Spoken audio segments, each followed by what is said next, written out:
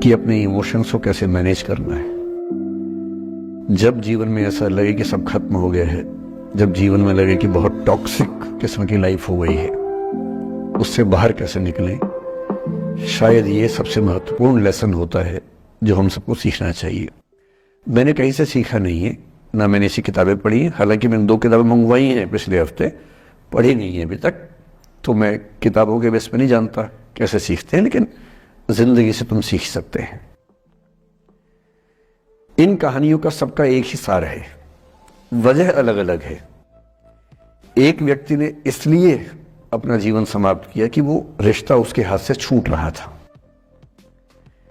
एक ने इसलिए जीवन समाप्त किया कि ये रिश्ता बन गया था, पर समाज के दबाव, घर के दबाव मैनेज नहीं कर पाए। एक ने जिंदगी भर शादी नहीं की सिर्फ इसलिए कि वो पुरानी यादों को भूल नहीं पाया। अरे एक बार गलती हो गई तो हो गई, आगे तो संभावना जीवन में है भाई, क्यों इतना हावी रखना उसी दिमाग के ऊपर। कुछ लोग देश की सबसे अच्छी नौकरी में होकर हर पैमाने पर सफलता की हर कसौटी पे खरा उतरने के बाद जीवन नहीं बचा पाए, क्योंकि दूसरों की नज़र में आप बहुत सफल हो जाए, अपनी नज़र में शून्य हो, तो फिर जीवन कैसे बने, जीवन कैसे बचे। इन सारी कहानियों का मूल भाव एक ही है। अगर आप खुद को हैंडल नहीं कर सकते तो दुनिया को क्या हैंडल करेंगे। दुनिया को हैंडल करने से पहले खुद को हैंडल करना सीखना पड़ता है, और उसका सबसे आसान जो रामबाण उपाय है उसको बोलते हैं द आर्ट ऑफ लेटिंग गो। जाने दो। वो अफसाना जिसे अंजाम तक लाना न हो मुमकिन, उसे एक खूबसूरत मोड़ देकर छोड़ना अच्छा। साहिर ने लिखा। प्रेम की दुनिया के बारे में साहिर से अच्छा कौन लिखेगा। तारुफ समझते, तारुफ ना परिचय, इंट्रोडक्शन। कहते तारुफ रोग बन जाए तो उसको भूलना बेहतर। अरे परिचय हुआ किसी से, आपकी भाषा में इंट्रो हुआ, यही बोलते हो ना आप लोग, इंट्रो हो गया। इंट्रो हुआ, दोस्ती हुई, बाद में लगा रहे यार ये तो उल्ट पटांग आदमी है या उल्ट पटांग लड़की है, छोड़ो फिर, ऐसा क्या लोड लेना है। तारुफ रोग बन जाए तो उसको भूलना बेहतर, ताल्लुक बोझ बन जाए तो उसको तोड़ना अच्छा। वो अफसाना जिसे अंजाम तक लाना ना हो मुमकिन, उसे एक खूबसूरत मोड़ देकर छोड़ना अच्छा। बस करना यह है कि खूबसूरत मोड़ देकर छोड़ना है, हाथ में तेजाब की बोतल लेके नहीं। और आज की पीढ़ी का यह समझना बहुत जरूरी है कि छोड़ना भी अच्छे तरीके से हो सकता है। तो मैं उस बात पर आऊं उससे पहले थोड़ा संक्षेप में समझा दूं। मुझसे कुछ बच्चों ने पूछा इस बीच में कि जितना आसानी से आप बोल रहे हैं, क्या सच में इतना आसान होता है। कैसे छोड़ें उन चीजों को जो मन पर हावी हैं, उन इमोशंस के टर्मोइल को, उन इमोशंस की इंटेंसिटी को कैसे मैनेज करें। क्या सच में इतना आसान होता है। आसान तो नहीं होता है। मेरी उम्र में आसान है, आपकी उम्र में आसान नहीं होता है। मेरी उम्र में क्यों आसान है, क्योंकि ये सारा खेल हार्मोन्स का है, ये सारा खेल केमिस्ट्री का है। हम सब दरअसल बहुत सारे केमिकल्स, जिनमें से कुछ का नाम हार्मोन्स हैं, उन केमिकल्स और हार्मोन्स के बहुत सारे इंटरेक्शंस के रिजल्ट हैं। इसलिए जब कोई बच्चा जैसे छोटे बच्चे हमेशा उछलते रहते हैं, पेरेंट्स थके रहते हैं, ये इन सभी केमिस्ट्री का परिणाम है, शौक का मामला नहीं है। आपकी उम्र जो होती है किशोरावस्था और युवावस्था की शुरुआती उम्र, मैं मान के चल रहा हूं कि आप सब लोग 17 से 22-23 के बीच के लोग हैं, बच्चे हैं। कुछ तो अभी शादी भी नहीं कर सकते होंगे, वो वाले होंगे ना। लड़के तो नहीं कर सकते होंगे भी, 21 के कहाँ हुए होंगे, तो वो वाली उम्र आप लोगों की है।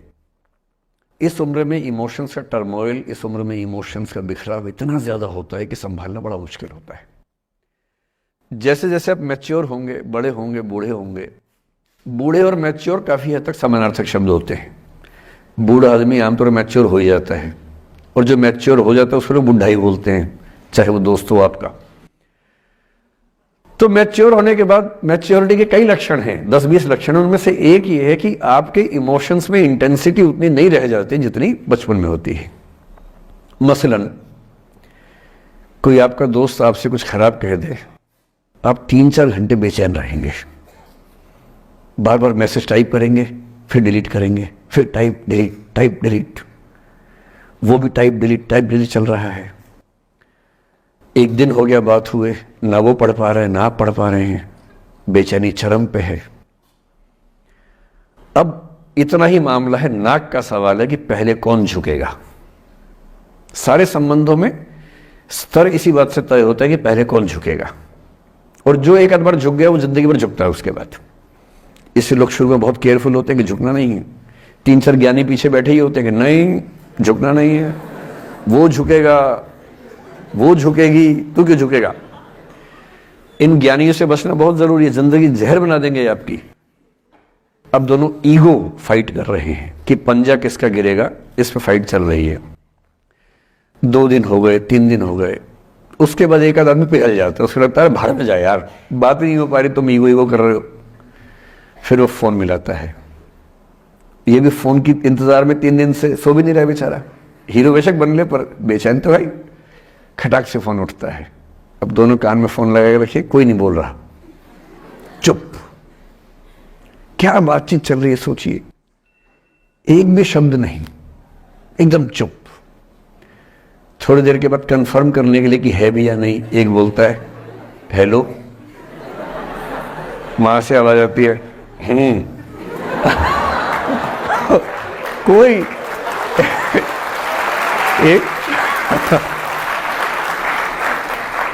मैं थोड़ा ऐसी जोकर टाइप की बात करता हूं, मुझे मोटिवेशनल स्पीकर ना समझे आप लोग, मैं ऐसी हंसी मजाक ही करना आता है मुझे, वही मैं करता हूं। लेकिन इससे आप ये ना सोचिए कि मुझे पढ़ाना नहीं आता, मैं पढ़ा भी लेता हूं इसके लिए मुझे वो भी आता है, लेकिन अभी क्योंकि आप बच्चे छोटे हैं तो मैं आपके साथ वैसी बात ही कर रहा हूं। अब ये सब चल रहा है। अब इसमें अगर कोई एक व्यक्ति झुक गया, बात आगे हो गई तो हो गई, वरना कई रिश्ते ऐसे भी होते हैं जो इसी बिंदु पे खत्म हो जाते हैं कि तेरा भाई नहीं झुकेगा, भाभी झुकेगी, और उधर जीजू झुकेंगे, दीदी नहीं झुकेगी, जीजू झुकेंगे, दीदी क्यों झुकेगी, और ना जीजू झुक रहे ना भाभी झुक रही और उस चक्कर में जो अभी बेचारा रिश्ता बना भी नहीं था, वही वो जमींदोज हो गया, वही वो खत्म हो गया। पर ठीक है, हो गया तो हो गया, भाड़ में जाए, ऐसा क्या है, डर किस बात का है इसमें। लेकिन मैं फिर भी आपसे कहूंगा, मेरी उम्र में क्या होता है, जैसे मुझे कोई फोन करे कि मैं आपसे बहुत नाराज हूं, तो मैं कहता हूं अच्छा ठीक है कल बात करेंगे।